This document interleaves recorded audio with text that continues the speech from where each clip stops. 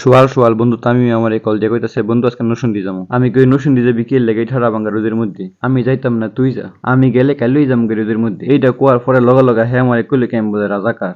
আমি কই রাজাকার আর মাজাকার যাই কস না কি লেগে এই রোদের মধ্যে আমি যাইতাম না নরসিংদী। পরে হ্যাঁ আমার কইতাছে আজকে বলে সার্জি সালাম আইবো। পরে চিন্তা করে দেখলাম 6 সমন্বয়কের একজন নরসিংদী আইবো। যদি আজকে নরসিংদী না যেটা খারাপ দেখা যায়। হ্যাঁ এত কষ্ট করে দেশ স্বাধীন করছি। অন্য যদি আমি না যাই পরে হাসা হাসা রাজাকার হয়ে যাবো।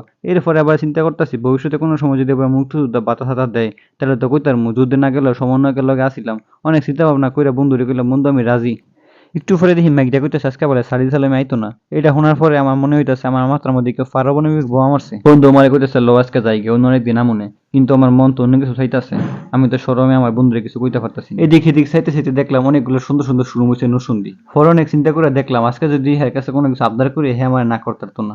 এই সুযোগ আর আমার হাতছাড়া করা যাইতো না। পরে হঠাৎ করে এডার নামে একটা শোরুম চোখে পড়লো।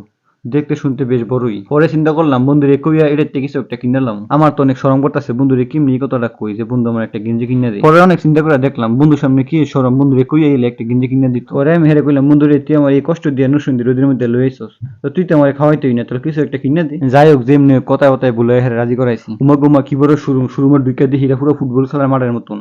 এত কাপড় বেড়ার দনো অভাব নাই কাপড়ের, কি কি আছে কি কি নাই এই ধরনের ভিতরে সব আছে। ঢুকে দেখি বেরিয়ান তো গেদা বাচ্চা কর টস টপসে ভরার দিকে তো আমার দশ হইতেছে না, মন চাইতেছে সবাই লয়ে লফান যাই কিন্তু কিন্তু লুমু আমার তো বউ লফান বাচ্চা কিছুই নাই গিয়া। খালি হুদা বেরিয়ান তো গলে গানা বেড়া গলে গাও আছে প্যান্ট শার্ট টি শার্ট পাঞ্জাবি। শোরুমের ভিতরে গেদা ফলা ডাকতেছে আমারে, ভাই এদিকে এদিকে আপনার মাফের অনেক কাপড় আছে। আমি মনে মনে কি ভাই তুই আমার ডাইস না ডাকি আমার শরম দিস না। আমার বন্ধু যদি আমার দু একটা কাপড় চোপড় কিনে দেয় তাহলে আমি নিতে মনে আমি নিতাম না। আমি তো ঠিকই বুঝে লেছি হ্যাঁ আমার কে ডাকতেছে, হ্যাঁ আমার কেটা কোটার দিকে নিশ্চয়ই সন্দেহ করছে। এবারে এমন অনেক কিছু কিনবো কিন্তু খাই তো জানে না আমার তো দুই হাত ভাঙা। পরে চিন্তা করলাম নেই আর না নেই সরম আর আছে কই, 200 ট্রায়াল দিয়ে ছবি তুলে ফেসবুকে ছেড়ে দিমু। হ্যাঁ আমার ফান্দায় 5-6টা শার্ট দিয়ে দিছে ফোরার লাগে, কয় ভাই আপনার এগুলো ফুললে আপনার অনেক সুন্দর লাগবে। কিন্তু আমি তো বুঝতেছি আমার ফার্ম দিতেছে, ফার্ম দিলেও না দিলেও সুন্দর লাগবে আমি নিজেও জানি, কিন্তু আমার তো টেন এটা তো হে জানে না।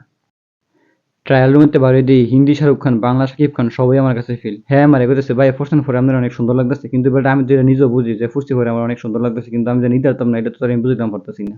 হ্যাঁ আমার এগোতেছে ভাই এটা কি ক্যাশ কাউন্টারে দিয়ে আমি কারে বেড়া রাখ থাক আর কয়েকটা ফুটে ট্রায়াল দিয়ে লই, এত পাগল সুস্কিল লেগে দেখতে দেখতে আর কয়েকটা ট্রায়াল দিয়ে লাইছি। উমা পরে দেখি জিটা ফোর ইউডে সুন্দর লাগে। পরে চিন্তা করলাম আর একটা পড়তাম না, জিটা ফোর ইউডে সুন্দর লাগে, জিটা ফোর ইউডে সুন্দর লাগে। পরে চিন্তা করলাম না আর পড়তাম না।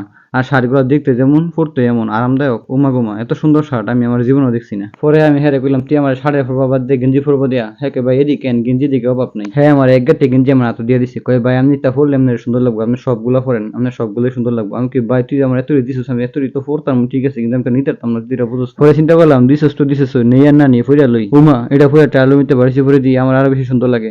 Shahrukh Khan feel, Shakib Khan feel, Salman Khan feel, Aamir Khan feel, Uma সব খান ফিল আমার আছে। কি জানি মনে হইতেছে আমি যদি এর মধ্যে না আইতাম তাহলে মনে হয় আমার সৌন্দর্য প্রকাশ পেলাম নলি। যে বিটার দনে তো সুন্দর সুন্দর গেঞ্জি আছে হে বিটার চেয়ার মনে অনেক সুন্দর হইব। যাই হোক এতগুলো গেঞ্জি শার্ট পরা হয়ে মনে হইতেছে এতগুলো ফুরছি যদি একটা না নেই তাহলে কেমন দেখা যায়। পরে চিন্তা করলাম তাহলে একটাই নেই। পরে হ্যাঁ বললাম ভাই তুই আমার লাগে একটা ফেক কর। পরে হ্যাঁ ঠিক আছে ভাই আপনি এতগুলো দিন যদি একটা নিবেন ইচ্ছে তো আপনার সবাই সুন্দর লাগবে। আমি বাদ দিত সুন্দর আমার হকার ডাক্তার স্যার করতেছে ভাই এদিকে এদিকে এদিকে অনেক ফ্যান আছে। আমি তুই ডাইস না আমার তুই ডাকলে আমার নজর লাগবে। ইত্যা ফ্যান বলে হ্যাঁ ইন্ডিয়াতে ইম্পোর্ট করে দিকে আমি আর লোভ সামলাইতেছি না। আমি কই তাহলে রাগ কয়েকটা ফ্যান দিকে লই, ফ্যানগুলো দেখতে যেমন সুন্দর ফুটতে এমন আরামদায়ক। পরে হেন বই আমি সিদ্ধান্ত নিলাম জীবনে কিছু করিয়া না করে অনেকটা জমাই একদিন এডোরার মধ্যে আমার শপিং করার লাগে। দামে গুণে মানে সবকিছুতে এডোরা আমার কাছে মনে হয়েছে সবার সেরা।